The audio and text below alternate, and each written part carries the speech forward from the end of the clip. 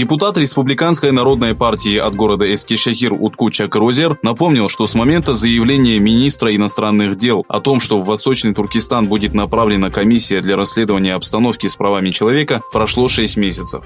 Во время заседания комиссии по внешним связям при турецком парламенте Чакырозер подчеркнул, что необходимо выбрать четкую позицию по вопросу репрессий и геноцида, устроенных Коммунистической партией Китая в отношении уйгуров.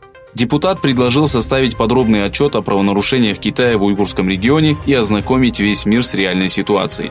Заместитель министра иностранных дел Явуз Селим Кыран сообщил, что запланированный визит комиссии не состоялся из-за того, что Пекин ограничил доступ в некоторые части Восточного Туркестана.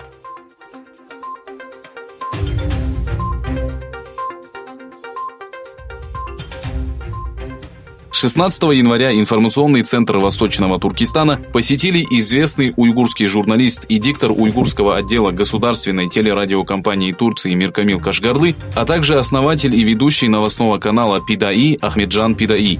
Гости выразили свою благодарность Абдуджалилу Каракашу, ознакомились с архивами информационного центра, которые были собраны в результате систематической работы, и обсудили пути решения проблем уйгурского региона. Подчеркнув, что единство строится не только нахождением под одной крышей, Миркамил Кашгарлы заявил, что важнее всего является единство мыслей и целей.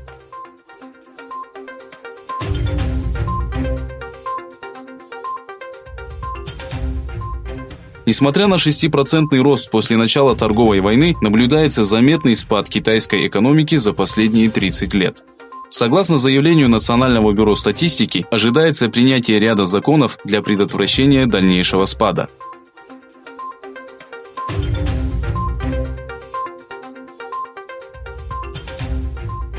В Китае зарегистрирован второй случай со смертельным исходом инфицированного опасным вирусом пациента. Загадочный вирус был обнаружен и у одного гражданина Таиланда. В среду было объявлено о смерти 69-летнего китайца из провинции Вухань. Опасная инфекция была обнаружена у 41 пациента. 12 из них выздоровели. Состояние 5 критическое. Очагом вируса власти считают рыбный рынок Вуханя и его окрестности.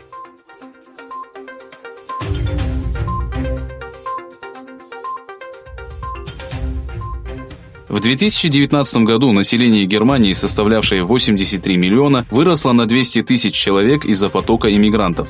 Федеральное статистическое управление Германии заявило, что население страны стареет.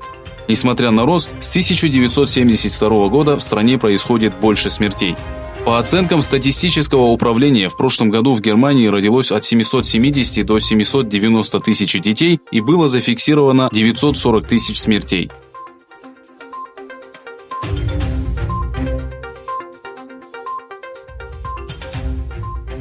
Усы посла США в Сеуле стали предметом спора в Южной Корее. Народ Южной Кореи заявил, что усы Гарри Харриса напоминают дни, когда Южная Корея была японской колонией. Бывший офицер военно-морских сил США Харрис, мать которого является японкой, был назначен послом США в Южной Корее в июле 2018 года. Напомнив о том, что 8 японских губернаторов, управлявших Южной Кореей во время японской экспансии, носили такие же усы, корейцы осудили посла США.